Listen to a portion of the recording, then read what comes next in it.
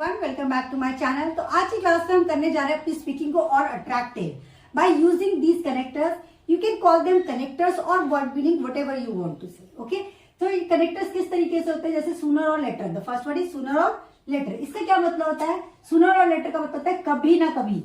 हम अपनी हिंदी में बहुत बार यूज करते हैं, कभी ना कभी तो मिलोगे ना, कभी ना कभी तो बात करोगे, कभी ना कभी तो यहाँ आओगे ना। तो जब आप इस तरह के सेंटेंसेस बोल रहे हैं तो आप बोल सकते हैं इंग्लिश में सूनर और लेटर। जैसे कि मैंने कहा, इसे यूज कैसे करना है, एग्जाम्पल लेते हैं। जैसे मैंने कहा कभी ना कभी तो वो यहाँ आएगा, तो he will as sentence is future indefinite, तो मैंने ही विल लिखा है। He will come here sooner और लेटर, यानी कि वो कभी ना कभी तो यहाँ आएगा।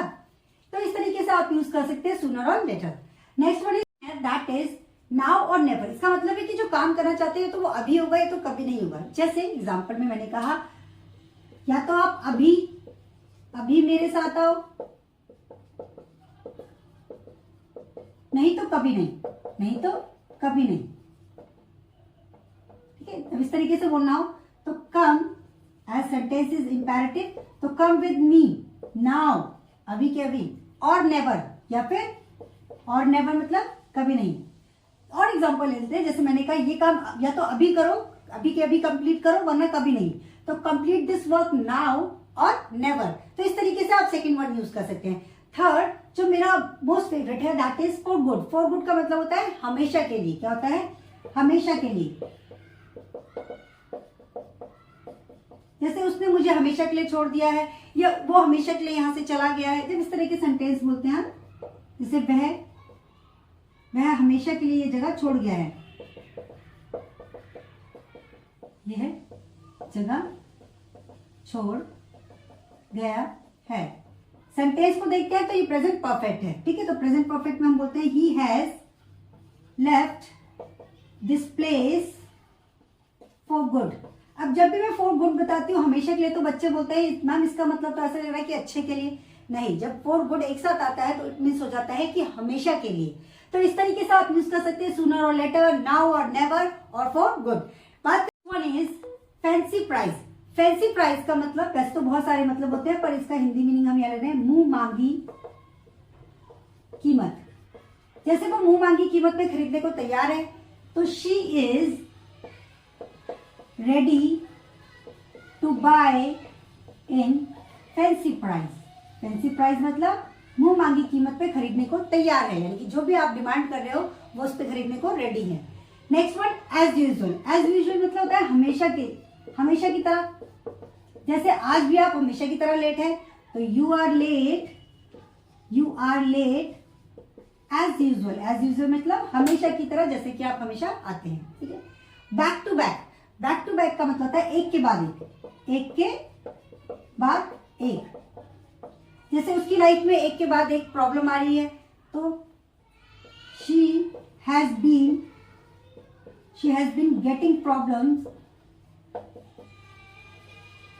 Back to back. Back to back के मतलब एक प्रॉब्लम के बाद दूसरी प्रॉब्लम उसकी लाइफ में आ रही है। तो इस तरीके से हम यूज कर सकते हैं इन वर्ड्स को। बात करते हैं कुछ at the top of voice, यानी कि ऊंची आवाज में। At the top of voice मतलब ऊंची आवाज में। इसके और भी बहुत मीनिंग है, पर यहाँ पे हम इसका नॉर्मल कन्वर्सेशन में लेते हैं ऊंची आवाज। जैसे कि उसने बहुत ही ऊंची आवाज में या बहुत चिल्लाकर मेरा नाम लिया, तो ही कॉल्ड माय नेम।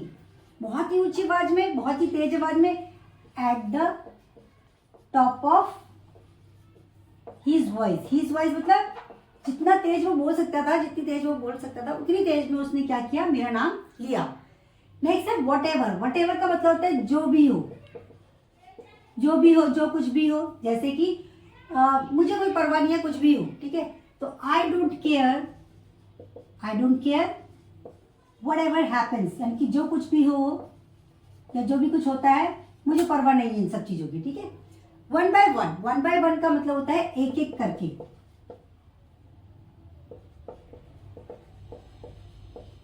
जैसे तुम एक एक करके क्यों नहीं बोलते, सारे एक साथ बोलने लग जाते हो। So this is the common sentence जो हम बहुत ज्यादा यूज करते हैं। ठीक है, तो जैसे why don't you speak one by one.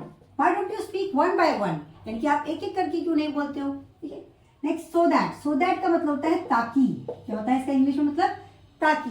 जैसे मैं आपको पढ़ाती हूँ ताकि आप अंग्रेजी सीख सके, तो आई टीच यू, मैं पढ़ाती हूँ ताकि, दो सेंटेंस के बीच में है सो दैट आप अंग्रेजी सीख सके, यू कैन और यू कैन से मे।